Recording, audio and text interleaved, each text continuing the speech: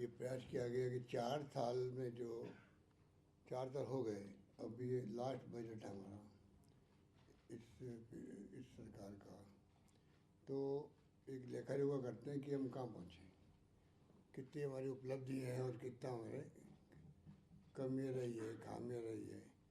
तो मुझे खुशी है कि हर मंत्री मंडल के हमारे सदस्यों ने, तमाम विभागों के मंत्री हैं, उन्होंने खुल के अपनी बात रखी और बहुत अच्छे ढंग से परफॉर्मेंस बताई। और आंकड़े आपको दिए जा चुके हैं कि अधिकांश जो है जो जन घोषणा पत्र था वो लगभग पूरा होने जा रहा है। बजट घोषणा भी अच्छे ढंग से परफॉर्म हो रही है। वो चार्ट सब आपके पास में पहुँच गए हैं। अभी आपको प्रेस कॉन्फ्रेंस के बाद में एक और नोट देंगे जिसमें और ज़्यादा आपको इन्फॉर्मेशन मिल जाएगी। कुछ बातें ऐसी है जो मैंने पहले भी कहा कि जो सारे खाली राजस्थान के अंदर है, देश में और राज्यों में नहीं है। जैसे इवन ओपीएस जो है, हमें आलोचना भी हो रही है, परंतु दिल्ली हाई कोर्ट ने अभी फैसला किया 10 दिन पहले ही, आर्मी और पैरामिलिट्री फोर्स को लेके कि आप भेदभाव नहीं कर सकते और ओपीएस देना पड़ेगा आपको पैरामिलिट्री वालों को भी।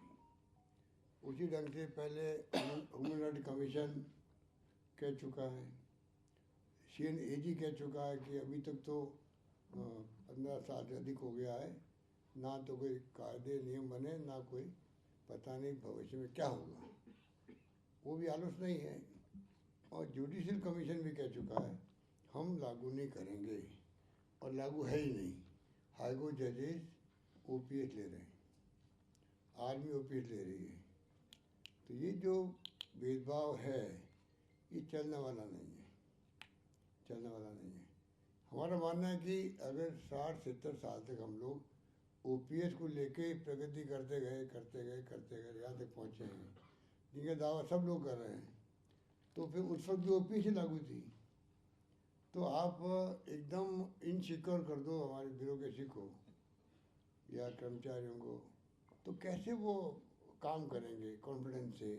रिटायरमेंट के बाद में हमारा क्या होगा, रिटायरमेंट के बाद में हमारा क्या होगा, अगर ये चिंता रहेगी तो मेरा मानना करप्शन भी ज़्यादा होगा, और तो है ही कुछ समस्याएँ, मन लगा काम भी नहीं कर पाएंगे।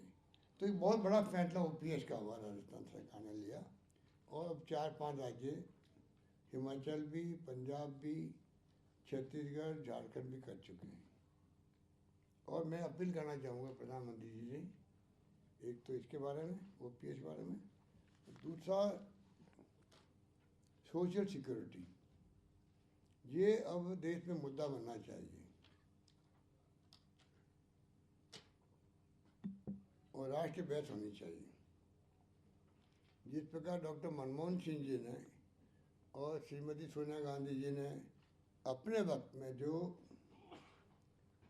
यूपीए गवर्नमेंट वक्त में अधिकार आधारित युग की शुरुआत करी, पार्लियामेंट में कानून बना करके right to information, Mahatma Gandhi NREGA, RTE right to education, right to food security, 2 रुपये किलो गेहूँ, 3 रुपये किलो चावल, ये तमाम जो अधिकार दिए थे, उसी प्रकार से वक्त आ गया है कि पार्लियामेंट में कानून बने राइट टू सोशल सिक्योरिटी। जैसे विदेशों के अंदर हर परिवार को जो नीडी हैं उनको वीकली पैसा मिलता है, जीवन व्यापन करने की सिक्योरिटी वहाँ पर है। उसी ढंग से जीवन व्यापन कर सके हर परिवार, BPL, non BPL, Antyodaya, NFSA वाले, सबको मिला लीजिए आप। तो उसके अलावा भी हो सकता है EWS वाले भी हों। हर व्यक्ति को अधिकार है कि वो जिंदगी, जब तक वो उनका जीवन है तब तक सोशल सिक्योरिटी में उसको सरकार की तरफ से सहायता मिले। और ये तभी संभव है तब, अभी जो पेंशन हम दे रहे 1 करोड़ लोगों को दे रहे हैं राजस्थान में, और कहीं ज़्यादा कहीं कम। अब यूपी है, वहाँ हमसे ट्रिपल आबादी होगी। हम दे रहे 90 लाख 1 करोड़ के बीच में हैं, वो दे रहे हो 40-50 लाख लोगों को। तो ये आप समझ सकते हो कि राज्य पे डिपेंड कर रहा है क्या क्या शर्तें लगाते हो नहीं लगाते हो। इससे सबका भला नहीं होगा, वो तभी होगा तब सोशल सिक्योरिटी कानून बने पार्लियामेंट के अंदर।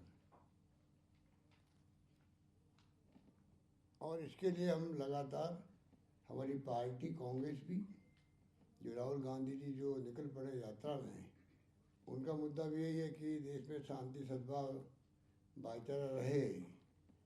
तो वो तभी रहेगा तब आप सोशल सिक्योरिटी दोगे लोगों को। और इसीलिए वो महंगाई, बेरोजगारी, गरीब अमीर के बीच में जो खाई बढ़ती जा रही है वो तभी कम होगी। कम से कम आप जीवन यापन तो करवाओ हर व्यक्ति का। एक मजदूर भी जो होता है, जब सही साथ नहीं देता है तो बुढ़ापे के अंदर वो क्या करे, वो घबरा जाता है कि ज़िंदगी कैसे निकलेगी। कई बार घर वाले उसका ध्यान रखने की स्थिति में नहीं होते हैं, रख नहीं पाते हैं। आप जानते हो कि अलग अलग परिवेश होता है परिवारों का। तो ये बात दिमाग में रही और इसके लिए आज हमने कैबिनेट में हाथ खड़े करवा के भी प्रस्ताव पास किया है सर्वसम्मति से कि एक प्रस्ताव हम बना के भेज रहे हैं कि राजस्थान गवर्नमेंट मंत्रिमंडल मांग करती भारत सरकार से कि आप इस प्रकार से इसको लागू करें, एक्ट बना के पार्लियामेंट के अंदर। हमारा मकसद ये है। दूसरा, हमने जनरल डिस्कशन जो मैं बता रहा हूँ आपको, बाकी तो हर विभाग की समीक्षा हो रही है, बातचीत हो रही है, चर्चा हो रही है और क्वेश्चन आंसर भी हो रहे हैं आपस के अंदर। जिनकी आशंकाएँ हैं वो अपनी आशंका दूर भी कर रहे हैं। तो अच्छे ढंग से डिस्कशन, बहुत ही अच्छे माहौल में, अच्छे ढंग से, बहुत ही मैं समझता हूँ कि प्रभावशाली तरीके से डिस्कशन चल रहे हैं। विपक्ष के बाद में आलोचना करना कोई मुद्दा नहीं है राजस्थान के अंदर। इसलिए वो क्या कर रहा है, अब जैसे आप सब मीडिया साथी बैठे हुए हैं, आप मेरी भावना को समझ जाएंगे और प्रदेशवासी समझ जाएंगे। अब एसीबी अगर छापा नहीं डाले गए किसी राज्यों में, इसका मतलब वहाँ करप्शन है ही नहीं विपक्ष के हिसाब से। और हमारे यहाँ एसीबी 0 टॉलरेंस रख रही है करप्शन को लेके, 0 टॉलरेंस। उसको ये कहते हैं साहब बहुत करप्शन है। तो इससे बड़ी मूर्खता क्या होगी कि जहाँ एसीबी छोड़ नहीं रही है, सरकार कहती संवेदनशील पारदर्शी जवाबदेह प्रशासन देंगे और 0 टॉलरेंस की हम बात करते हैं। और उसके अंतर्गत छापे पड़ रहे हैं। लोग कहते हैं हिंदुस्तान भर में सबसे ज़्यादा छापे राजस्थान में पड़ रहे हैं, इतना शानदार काम हो रहा है एंटी करप्शन डिपार्टमेंट में, और ये लोग उसकी आलोचना कर रहे हैं। तो पब्लिक सब समझ रही है कि ये किस प्रकार से बोल रहे हैं। उसी प्रकार से जो मैंने सरकार मंत्री नवाचार किया और मैंने कहा कि राजस्थान में कंपल्सरी करेंगे, हम लोग कंपल्सरी करेंगे एफआईआर को। दुर्भाग्य से मीडिया में हमारे साथी भी कई बार गहरे में जाते नहीं हैं। और आजकल तो पूरा मीडिया का हालात जो है पूरे देश के अंदर, आप कुछ समझ रहे हैं, गोदी मीडिया क्यों कहलाने लग गया है। तो ज़्यादा एक्सप्लेन करने की जरूरत नहीं हो जाएगी, आप समझ जाएंगे और मैं क्या कहना चाहता हूँ। अगर हमने इतना बोर्ड स्टेप उठाया, थानों की स्थिति आप भी समझते, हम भी समझते थे। थानों के अंदर मीडिया पर्सन तो फिर भी चले जाते हैं, भाई चलो ये तो अखबार वाले लोग हैं, समाज आता है तो मान सम्मान मिल जाता है। आम जनता को, डॉक्टर हो, इंजीनियर हो, उनकी जो बेइज्जतियाँ होती है थानों के अंदर, तू ताम बात करते हैं, उससे क्या बीतती है आप सोच सकते हो। और किसी के घर में रेप भी हो गया, गरीब परिवार है बेचारा, वो जानता वहाँ तू ता करेंगे, मुझे भगा देंगे, और जिसने रेप किए हैं उनके पैसे खा लेंगे, वो जाता नहीं बेचारा। और ज़िंदगी भर वो मन में टीस रखता है कि मेरी बेटी के साथ में जुल्म हुआ और समाज कुछ नहीं कर पा रहा है। हमने जो बोल्ड स्टेप उठाया, हर FIR कंपल्सरी रजिस्टर करना जरूरी है। अगर मीडिया में जो भावना होती तो ये नेशनल इशू बनता कि राजस्थान सरकार ने कंपल्सरी की FIR थाना करना, नहीं होगी तो SP ऑफिस में कंपल्सरी करिए और थानेदार के खिलाफ एक्शन होगा, ये मैंने कहा है। आप देखिए कहीं चर्चा हुई है कहीं, और उसके कारण से कितना बड़ा फायदा हुआ मैं आपको गिनाना चाहता हूँ। आप देखिए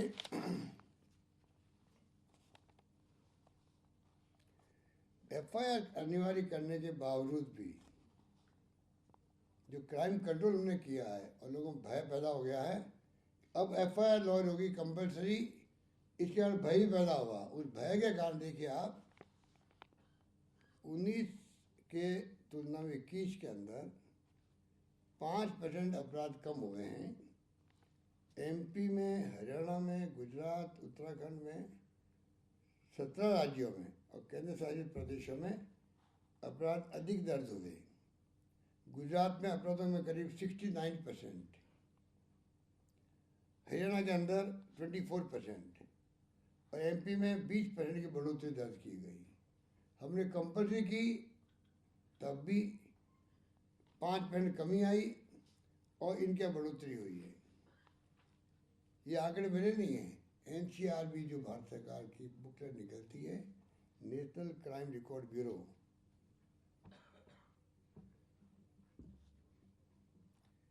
फिर आप आगे देखिए हत्याओं में, महिलाओं के विरुद्ध अत्याचार में, अपराध में और अपहरण में उत्तर प्रदेश देश में सबसे आगे है। नंबर 3 कस्टोडियल डेथ में गुजरात सबसे ऊपर है।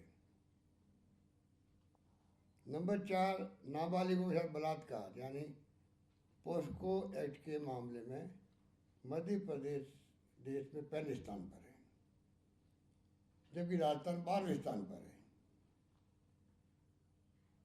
SC/ST क्राइम में UP नंबर 1 पर है, मध्य प्रदेश नंबर 2 पर है। अनिवार्य पंजीकरण नीति का परिणाम है कि 17-18 के अंदर 33% FIR कोर्ट के माध्यम से CRPC के अंतर्गत, आप जानते हो 156(3) के अंतर्गत इस कारण दर्ज होते थे। अब वो संख्या जो है हमारी नीति के कारण से, अनिवार्य पंजीकरण के कारण से कॉन्फिडेंस बढ़ा। अब खाली 33% के बजाय 13% रह गई है। कोर्ट से आदेश आना पुलिस के पास में है, वो 13% रह गई है।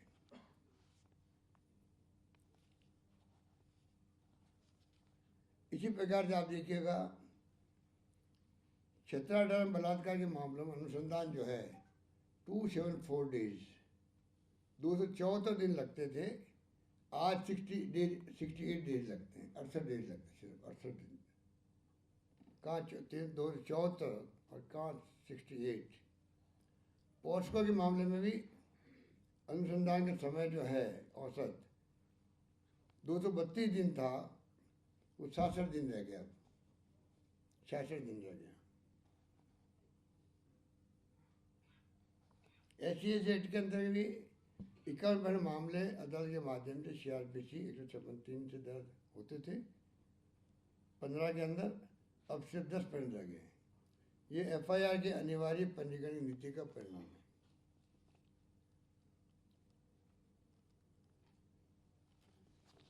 ये क्योंकि हमने कंपल्सरी कर दी, उसका कुछ लोगों ने फायदा उठाया और झूठी FIR दर्ज करने लगे, वो अलग बात है।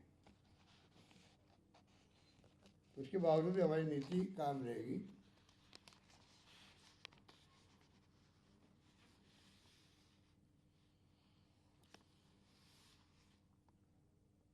सरकार की जो झूठी FIR जो मैंने कहा हो रही है, परंतु अनिवार्य पंजीकरण की नीति से पीड़ितों और फरियादियों को एक संबल मिला है।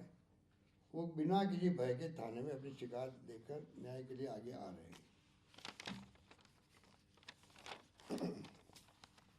बलात्कार के प्रकरणों में राजस्थान में सजा का प्रतिशत जो है, आप देखिएगा 48% है राजस्थान के अंदर, और राष्ट्रीय स्तर पे मात्र 28.6% है। मतलब आप देखिए राष्ट्रीय औसत से राजस्थान में 48% तक हम बलात्कार प्रकरणों के अंदर पनिशमेंट का जो प्रतिशत है, सजा हुई है, वो 48% हो गई है। राष्ट्रीय एवरेज 28.6% है। और महिला अत्याचार के प्रकरणों में भी राजस्थान में सजा का प्रतिशत 45.2% है, जबकि राष्ट्रीय स्तर पर 46.2% ही है।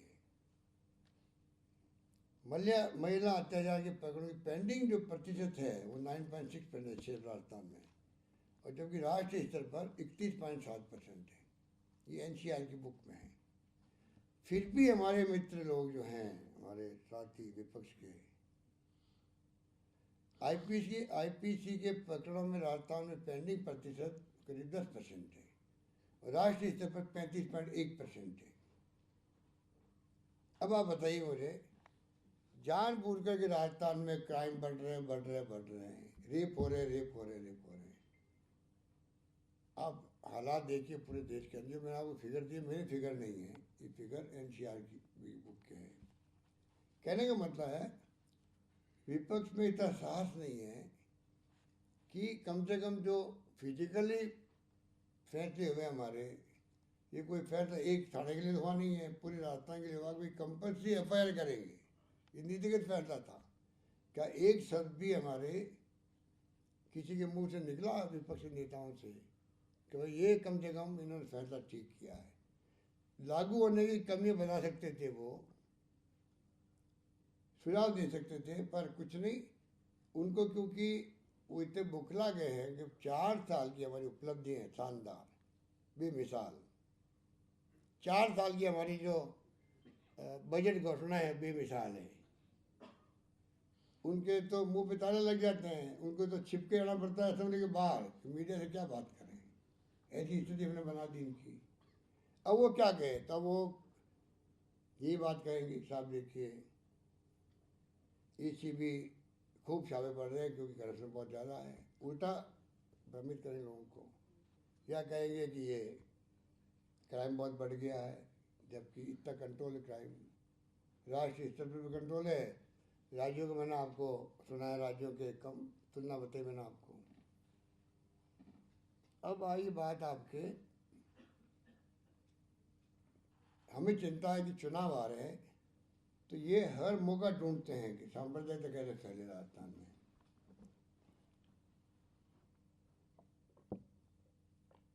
और इसीलिए ये जानबूझ करके हर चीज़ को उछालने का प्रयास करते हैं। उदयपुर, करौली, जोधपुर में सांप्रदायिक घटना हुई, खूब इन्हें उछालने का प्रयास किया, जबकि 2 घंटे में वहाँ 1 घंटे में निपट गया, वहाँ पर कंट्रोल कर लिया गया सांप्रदायिक की घटना को करौली के अंदर। आप मैंने कई लोग तो करौली के मेरे ख्याल है करौली नज़ारे आते हैं लोग पत्तेदार बन करके, तो लगता है कि पता नहीं आप कितने लोग बैठे हैं, आई डोंट नो, पर कौन कौन है पता नहीं। कोई है करौली का? कोई नहीं है, सब गायब हो गए। तो पर करौली की घटना 1 घंटे में काबू कर ली गई। कन्हैयालाल हत्याकांड था, ये लोग तो आप बताइए, घटना होने के बाद में बेशर्माई से लोग हैदराबाद गए अपने कॉन्फ्रेंस में भाग लेने के लिए, बीजेपी के नेता लोग। ये नहीं, इतनी बड़ी घटना हुई है तो जाए उदयपुर, कम से कम अपने विपक्ष की भूमिका निभाएं। हम लोगों ने सारे प्रोग्राम कैंसिल किए, बने हुए दौरे कैंसिल करके बीच में आए हम लोग, जयपुर आए, और सेकेंड डे चीफ सेक्रेटरी को, डीजी पुलिस को, हमारे मंत्री चले गए, मैं खुद चला गया, परिवार वालों जाके मिले, किए, सांत्वना दी। और सबसे बड़ी बात है, उसी रात को दोनों मुजरिमों को पकड़ लेना,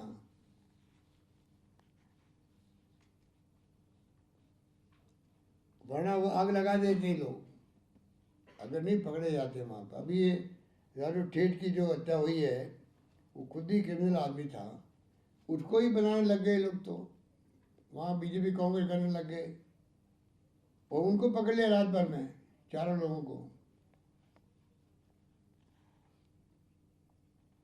हमारे यहाँ केस ऑफिसर स्कीम जो बनाई गई है, उसके अंतर्गत बहुत फास्ट ट्रैक से सुनवाई होती है।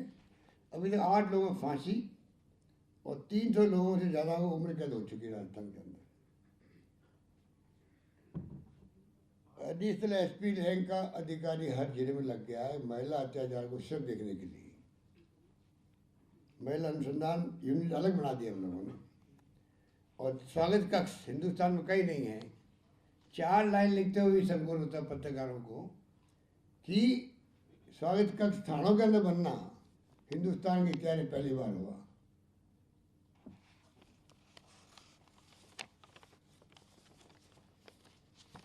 ये बार क्लब चलते रात को, सुबह 3-4 बजे तक चलते हैं, गली गली में खुल रहे हैं। वो तो बाद में देखेंगे हम कैसे रेगुलेट करें इनको। अभी हमने तय किया कम से कम रात को 11:30-12 बजे तब बंद करें। वो 12 बजे पहले अपनी दुकान समेट लें, ये कम से कम जाके आराम से घर पे लोग रह सके। और दारू की दुकानें जो है वो मैंने 8 बजे कह दिया है कि ऐसे तो जिम्मेवार होगा जहाँ दुकानें खुली मिल गई तो उसका असर पड़ा है राजस्थान के अंदर, बहुत बड़ा इम्पैक्ट पड़ा है राजस्थान के अंदर।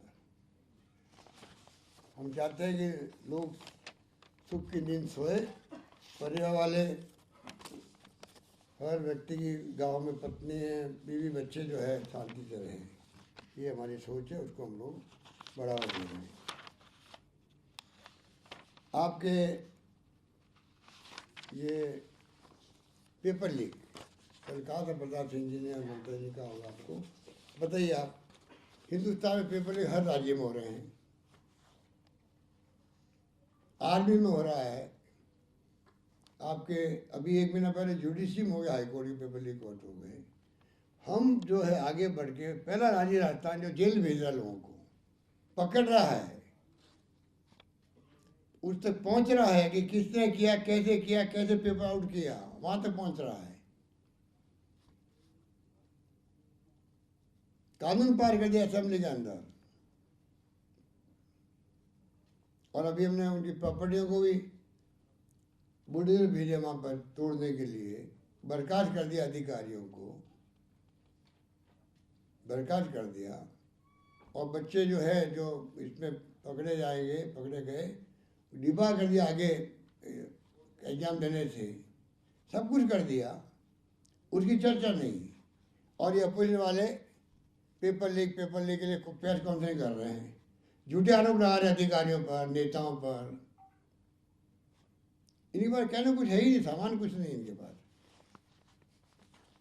इसीलिए अमित शाह जब आए थे जयपुर तो मुझे बताया गया, सच्ची क्या है तो पत्रकार मित्र ज़्यादा जानते होंगे, उन्होंने इनको झाड़ा अपने ऑफिस के अंदर।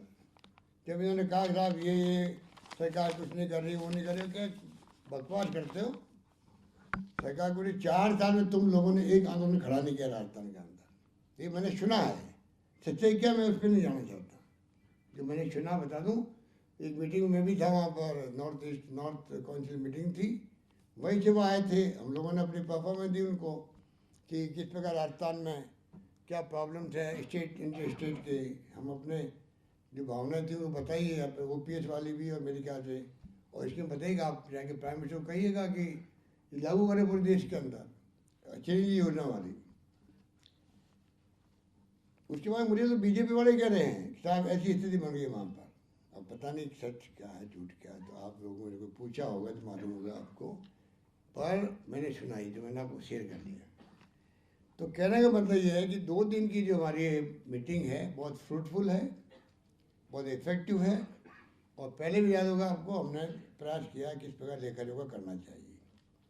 ये आंतरिक मीटिंग थी हमारी, आंतरिक मीटिंग थी, आप पर बैठ के बातचीत करी और एक से बढ़ के एक सुझाव आए। उसी रूप में हम लोगों ने, अभी असेंबली आ रही है, सब तैयारी शुरू कर रहे हैं हमारे मंत्रीगण भी। और असेंबली में आएगा, बजट आएगा हमारा 8 तारीख को। 8 तारीख को बजट ला रहे हैं हम लोग, 8 फरवरी। और 23 को असेंबली शुरू हो रही है। बजट जो है वो इंक्लूसिव होगा। कोशिश करते हैं कि जैसे मैंने पिछली बार किसानों के लिए अलग बजट पेश किया था, और 12 मिशन बनाए थे हमने अलग अलग कृषि क्षेत्र को लेके। तो मिशन मोड पे किसानों के लिए हमने प्रयास शुरू किए राजस्थान के अंदर। उसी ढंग से हम चाहेंगे कि अब जो बजट आए इस बार किसानों का आएगा अलग से बजट, परंतु फोकस जो है इस बार यूथ को, स्टूडेंट को रखना चाहते हैं, महिलाओं को। जो जो सुझाव आएंगे हम चाहेंगे उस पर समावेश करें।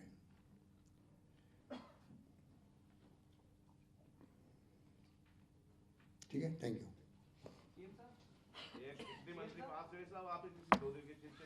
एक और बात कहना चाहूँगा, एक सेकंड, कि सबसे खुशी की बात यह है,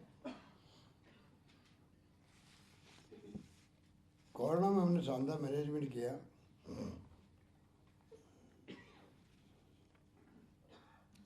अभी हमने भी कहा कि जो ये अनैतिक काम करेगा कोई कर्मचारी, और जिस प्रकार भ्रष्टाचार तो करेगा ही करेगा, अनैतिक कार्य करेगा और अपने जानबूझ करके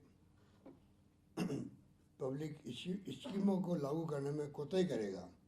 अभी पैसा गाँव के संग पैसा सर्वोच्च अभियान चल रहा है, उसमें कई जगह नगर पालिकाओं के जो ईओ है, अधिकारी है, वो कॉपरेट नहीं कर रहे। 10 लाख का टारगेट था, अभी 6 लाख पहुंचा है। तो हमने तय किया कि भाई अगर कोई जानबूझ के सब कुछ कर रहा है, ऐसे लोगों को खाली एपीओ और सस्पेंड करने का काम चलेगा, इनको बर्खास्त करना चाहिए सरकारी नौकरी से। सबसे खुशी की खुशखबरी ये है कि अभी राजस्थान की स्थिति है देश के अंदर, हमने हर क्षेत्र में जो बजट पेश किए थे, लागू बजट पेश ही नहीं किए, हमने लागू भी किया, उनको इम्प्लीमेंट किया है। जो हमारे पूछ रहे थे हमारे नेता प्रतिपक्ष की, पैसा कहाँ से आएगा, पैसा आ भी गया, पैसा खर्च भी हो गया, टेंडर निकल गए, वर्क ऑर्डर दे दिए, ऑफिसर खुल गए, तहसील, उप तहसील, एसडी ऑफिस, नगर पालिकाएँ, महाविद्यालय, गर्ल्स के, बॉयज़ के, यूनिवर्सिटी, जो भी करना था हमने, जो वादे किए हमने निभाए। हर क्षेत्र में प्रगति की है, पानी, बिजली, शिक्षा, स्वास्थ्य, सड़कें, उसी जीडीपी बनती है। और उसी कारण से आज देश के अंदर नंबर 1 पे है आंध्र प्रदेश 11.4% और राजस्थान है 11.04%। दूसरे नंबर पे देश में विकास की दर जो है वो राजस्थान की है। इस बात की हम सबको प्रसन्नता, गर्व होना चाहिए। बताइए।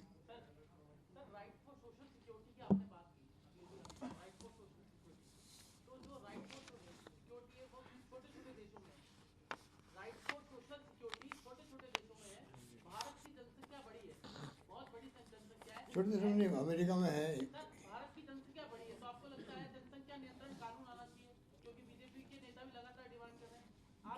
क्या डिमांड कर रहे हैं? जनसंख्या नियंत्रण कानून की बात कर रहे हैं, क्योंकि उसके बिना संभव नहीं है सर।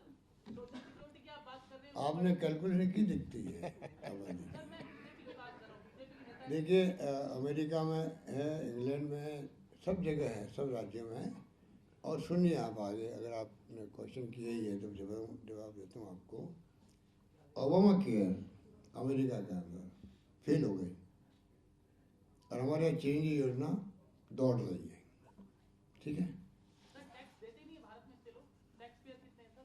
और कोई? मुख्यमंत्री साहब, कृष्ण गोपाल शर्मा जी से सर मेरा सवाल ये है कि जो 2 दिन का मंथन आपने चिंतन किया है, जो जितने भी सुझाव आए हैं, उस पर आपने कोई प्रस्ताव या कंक्लूजन तैयार किया है, कोई रोड मैप तैयार किया है जिस पे आगे काम होगा और फिर से इसका रिव्यू किया जाएगा? अभी तो मीटिंग चल रही है, उठ के आए आपके लिए, और उसके बावजूद भी रोड मैप भी तैयार दिलो दिमाग में सबके हुआ है। असेंबली आ रही है, उसमें आपको दिखाई देगा और आप निश्चिंत रहे कि 4 बजट 5वां बजट आ रहा है, तो फिर आप उसका इंतजार भी कीजिए, रोड मैप आपको और मालूम पड़ेगा। क्वेश्चन ये है, तो एक मिनट भाई, 2 दिन तक आप रेफरी रहे, 2 दिन आप रेफरी बने यहाँ पे, कितने मंत्री फर्स्ट डिवीजन पास हुए, कितने सेकंड डिवीजन आए, कितने थर्ड डिवीजन आए? रिपोर्ट सप्लीमेंट्री हो गई। हमारे मंत्रियों के बारे में मैं आपको शेयर करूँ? सारे मंत्री आए क्या? जोरदार मामला भाई। हमारे मंत्री एक से एक अव्वल है, देखिए, और उसी ढंग से काम करने वाले लोग हैं, बहुत जम के काम तुमने किया है, परफॉर्मेंस और उनकी व्यक्तित्व उभर के आया है, इतना मैं कह सकता हूँ। अभी जो मैं सुन रहा हूँ सब मंत्रियों से, तो मुझे लगा कि बहुत कॉन्फिडेंस है उनके अंदर काम करने का, पकड़ है अपने डिपार्टमेंट के अंदर, उसी ढंग से काम हो रहा है। खाली एक मुख्यमंत्री थोड़ी काम कर सकता है। बजट पेश करना एक बात है, इम्प्लीमेंट करना दूसरी बात है। इम्प्लीमेंट तब होता है जब मंत्री लोग सब कॉपरेट करते हैं, अपने विभाग में पकड़ रखते हैं। सवाल है, क्या बोले मुख्यमंत्री जी? मुख्यमंत्री महोदय, सर, 4 एक- साल आपके सरकार के सामने बहुत सारी चुनौतियां आई और आपने बखूबी उसका मुकाबला किया। आगामी 1 साल में आप सबसे बड़ी और कौन बड़ी मुश्किल आएगी हूँ? सबसे बड़ी किस चुनौती को समझते हैं और उसके लिए आपका रोड मैप बताओ। मैं कोई चुनौतियाँ तो आप समझते हो, मैं तो समझता नहीं चुनौतियों को। मैं तो बिल्कुल गवर्नेंस करनी है, जो जिम्मेदारी होती है उसे निभाता हूँ मैं, पूरी ईमानदारी से, निष्ठा से, समर्पित होकर और पब्लिक इंटरेस्ट के अंदर। मेरा देश जिंदगी का यही है, मैं आम जनता के लिए क्या सेवा कर सकूं, अंतिम व्यक्ति तक मैं कैसे पहुंच सकूं, सोशल सिक्योरिटी में कैसे लागू कर सकूं, कोई भूखा नहीं सोए। मैंने कहा था कोरोना में, पूरे प्रदेशवासियों ने उसको निभाया और बहुत कामयाब किया उसको। आज सुप्रीम कोर्ट को बोलना पड़ा कि देश में कोई भूखा नहीं सोना चाहिए, सुनिश्चित करे केंद्र सरकार। ये हमारे सरकार की भावना थी, सुप्रीम कोर्ट ने प्रकट की, मेरे लिए गर्व की बात है। चिंतन और मंथन के बाद सर ये अमृत आप राजस्थान की मुखिया हैं और राजस्थान के मुखिया होने के नाते आपका छोटे छोटे मुद्दे पे जैसे कोई लैक रह जाता है तो उसके लिए पड़ोसी राज्य को ये कहना कि भी वहाँ पे इतना होता है, एमपी पे होता है, तो उस पे आप क्या कहेंगे सर? क्या जैसे राजस्थान के आप मुखिया हैं और कोई बात होती है तो उस पे आप ये कहते हैं कि भाई यूपी में ये हो रहा है। मैंने तो नहीं कहा, मैंने कहा आप आपने कहा ना यूपी में ना ना कुछ नहीं कहा। मैं तो कहा एनसीआरबी बुक में क्या लिखा हुआ वो बताया आपको मैंने। मैं नहीं कहता हूँ, सब ये चिंतन और मैं तो मेरे, आप ठीक कह रहे हो, मुझे मेरी राज्य की चिंता करनी चाहिए। वो तो मैंने कहा कि एनसीआरबी बुक में लिखा हो, मैंने आपको खाली कोट किया। मुख्यमंत्री जी, 2 सवाल है मेरे। सवाल पहला ये है कि आप गुड गवर्नेंस की बात करते हैं, हमने एक खबर की है, हम घाटगेट से रामगंज तक गए, वहाँ सारे बरामदे चौक हैं सर, कार्रवाई और जगह हो जाती है लेकिन वहाँ नहीं होती है। हमने इस पर विपक्ष से भी बात की, अभी आज ही सुबह बात करी थी, उन्होंने तुष्टिकरण का आरोप सरकार पर लगाया। वहीं सर अभी सड़क सुरक्षा सप्ताह चल रहा है, लेकिन ऐसे इलाकों में जो अल्पसंख्यक समुदाय के इलाके हैं वहाँ पर कोई इस तरह की सड़क सुरक्षा जैसा कुछ नहीं हो रहा है। रामगंज में सर पॉइंट नहीं है ट्रैफिक पुलिस का, लोग बिना हेलमेट जाते हैं, जिंदगी से खिलवाड़ हो रहा है। देखिए किस गली मोहल्ले में क्या हो रहा है, वहाँ तक आप पहुँच गए, बहुत अच्छी बात है। बहुत अच्छी बात है कि आप जाके एक गली देख के आ गए और आप ऐसा क्वेश्चन मुझसे कर रहे हो। विपक्ष क्या कह रहा है, विपक्ष के डीएनए में वही जो वो कह रहा है। ऐसा है कि मोदी जी ने भी अभी राष्ट्रीय कार्यकारिणी की बैठक में बोला है कि जीत का मंत्र दिया है, कहा है कि मुसलमानों के बीच में जाए बीजेपी, अनाप शनाप ना कहे मुस्लिमों के लिए, और जो केंद्र सरकार की योजनाएं हैं वो ज्यादा से ज्यादा मुस्लिमों को दें, तो इसलिए इस पर फोकस किया है मोदी जी ने अभी कार्यकारिणी की बैठक। ये बात बताओ जो अभी क्वेश्चन पूछे थे ना, विपक्ष कह रहा है तुष्टिकरण कर रहे हैं, उनको बताओ।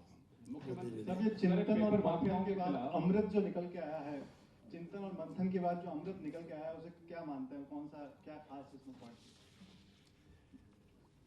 अभी तो मैंने कहा अभी मीटिंग चल रही है भैया, उठ के आया हूँ बीच में। एक और काम उन्होंने किया अभी उत्तराखंड के वक्त में, जब त्रासदी आई थी बद्रीनाथ केदारनाथ के अंदर, तब हम लोगों ने नौकरी दी थी सबको, जो परिवार वाले राजस्थान के लोग थे और जो चल बसे। उसमें हमारे नेविचंद सेन भी थे जो पीसीसी में हमारे काम करते थे। तो सरकार बदली तो जिनकी नौकरी लगी हुई थी, उस सरकार ने उनको वापस निकाल दिया और उस स्कीम पर रोक लगा दी। हमने वापस कहा कि इस स्कीम को वापस लागू करेंगे और तमाम उन परिवार को नौकरी देंगे जो परिवार उस वक्त में दुनिया से चले गए। पेपर माफियाओं के खिलाफ सख्त कानून भी बना और चुनावी साल के अंदर केंद्र सरकार जल्दी केंद्रीय मंत्रिमंडल में रीशफल करने जा रही है। राजस्थान में भी क्या मंत्रिमंडल ये आपको बताऊं मैं आपको बताऊंगा, करूंगा कि नहीं करूंगा, करेंगे कि नहीं करेंगे, और केंद्र सरकार ने आपको काम बना के वो करने जा रहे हैं। जैसे केंद्र सरकार में न्यूज आई है। कॉमन टेंडेंसी होती है, कॉमन एक सर एक सवाल है सर सर, पेपर लीक मामले में सर सख्त कानून भी बन गया, उसके बावजूद भी सर ये सिलसिला नहीं रुक रहा, पूरी सरकार का मंथन था सर, कोई पता लगा कि वजह क्या है सर? अब देखिए, वजह आप समझ सकते हो कि क्यों है देश के अंदर, क्या वजह है, वो एक अलग विषय है। पर दुर्भाग्य से आप बताइए, इतना फ्रस्ट्रेशन है या इतने गैंगस्टर पैदा हो गए हैं हर राज्य में, क्यों हो रहे हैं? 18 बार 22 बार हो रहे हैं, गुजरात के अंदर भी हो रहे हैं, यूपी के अंदर भी हो रहे हैं। तो ये चिंता का विषय होना चाहिए सबके लिए, और इसको रोक ही सकते हैं हैवी हैंड से। हमारी सरकार कोई कॉम्प्रोमाइज़ नहीं करेगी, सभी तरह से हम कोशिश करेंगे। क्योंकि देखिए, मेरे लिए ज़्यादा दुख की बात है, एक तो आप नौकरी दे ही नहीं रहे हो, उनको परवाह नहीं है, या जो नौकरी दे रहे हैं पेपर लीक भी हो रहा है, उनको मालूम पड़ेगा पेपर लीक हो रहा है, वो परवाह नहीं कर रहे हैं और नौकरी लग जाती है ऐसे लोगों की। ऐसे राज्य भी हैं जो हम सुनते हैं कि जहाँ नौकरी लग जाती है ऐसे लोगों की भी। हमारे यहाँ चाहे वो कैंसिल करना पड़ा मुझे, कितना दुख हुआ हो। 25-26 लाख बच्चे थे, नौजवान थे, जो अभ्यर्थी थे। मैंने बड़े प्यार से उनके लिए, भाई दूर दूर उनका सेंटर आ गया है, फ्री ट्रांसपोर्टेशन किया, ये 50 बैठे हुए हैं, इन सब का आशीर्वाद। जब मैंने कहा कि रोडवेज के अलावा भी प्राइवेट बसों में किराया हम देंगे उनके लिए, ये व्यवस्था करो, तो ये बड़े खुश हो गए। किराया और बड़ा शानदार निर्णय हो गया। तो हमने कलेक्टर्स को कॉन्फ्रेंस करी, तो भाई देखो दूर से बच्चे आएंगे, इनको रात को रहने करने का भी कहीं इंतजाम करवा दो, इनफॉर्मल खाने पीने का इंतजाम कर दो।